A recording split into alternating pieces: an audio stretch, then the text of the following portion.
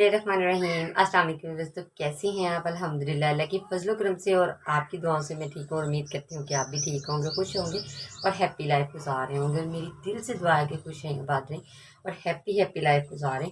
तो आज मैं बहुत ही अच्छी सी एक रेसिपी लेके आई हूँ। रेसिपी ये है कि आज मैं आपको बताने वाली हूँ कि ज़्यादा मक्खन और घर की मलाई बनी हुई से कैसे निकाल सकते हैं। तो ये बहुत ही आसान सा तरीका है, तो इस रेसिपी को ज़रूर फॉलो कीजिएगा और मेरे चैनल को भी सब्सक्राइब कीजिएगा, वीडियो को लाइक कीजिएगा और शेयर कीजिएगा। और जिन्होंने मेरा चैनल सब्सक्राइब किया हुआ उनका मैं दिल से शुक्रिया अदा करती हूँ, और जिन्होंने नहीं किया मेरी उनसे रिक्वेस्ट है कि प्लीज़ चैनल को सब्सक्राइब कर लिया करें।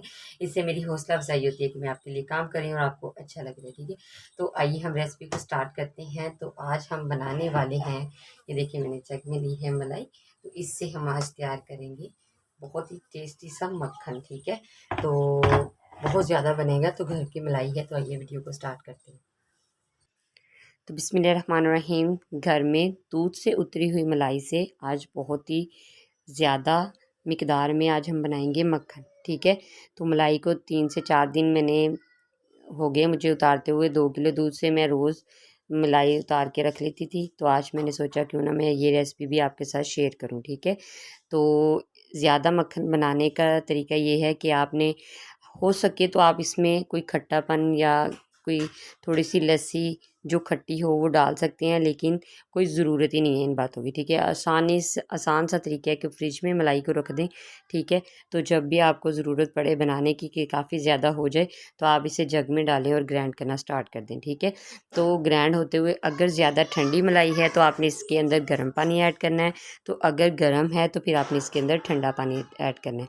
तो मैंने ये देखें काफ़ी ज़्यादा ठंडी है क्योंकि फ्रीज़र में रखी हुई थी, तो इसमें थोड़ा सा हम पानी गर्म ऐड कर लेंगे। ठीक है, क्योंकि मक्खन जो है ना वो थोड़ा सा पानी गर्म ऐड करने से मक्खन हमारा आ जाएगा। ठीक है, तो इसे ग्राइंड करते हुए 2 से 3 मिनट हुए थे, तो लेकिन मक्खन अभी नहीं आया, तो इसलिए मैंने इसे दोबारा से ढक्कन उतार के इसके अंदर गर्म पानी ऐड करूँगी। ठीक है, तो देखिएगा इंशाल्लाह बहुत ही ज़्यादा बहुत ही मज़ेदार सा मक्खन इसके ऊपर बहुत जल्दी आ जाएगा। ठीक है, तो ये आसान सी एक टिप थी जो मैंने आपको बताई है। बहुत सारे लोग हैं कि पहले मलाई को गर्म करते हैं, फिर उसके अंदर झाग डाल देते हैं, फिर रात के लिए ढक के रख देते हैं, फिर सुबह को उसे दोबारा से ग्राइंड करते हैं। लेकिन कोई ऐसा झंझट नहीं करना पड़ेगा, सिर्फ आपने फ्रिज में रख देनी है और फ्रिज से निकाल के मलाई को आपने ग्राइंड कर लेना है। ठीक है, तो ये देखें अल्हम्दुलिल्लाह मक्खन जो है वो आपके सामने मैंने ही ग्राइंड किया है, तो आ चुका है। ठीक है, इसे 2 से 3 मिनट और ग्राइंड कर लेते हैं ताकि अच्छे तरीके से एक दूसरे से चिपक जाए।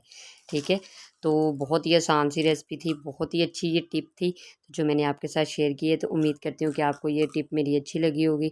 तो अगर अच्छी लगी है तो प्लीज़ चैनल को सब्सक्राइब किया करें, साथ ही बेल आइकन के बटन को ज़रूर प्रेस किया करें। जिन्होंने मेरे चैनल को सब्सक्राइब किया हुआ है उनका मैं दिल से शुक्रिया अदा करती हूँ, और जिन्होंने नहीं किया मेरी उनसे रिक्वेस्ट है कि प्लीज़ चैनल को सब्सक्राइब कर लें।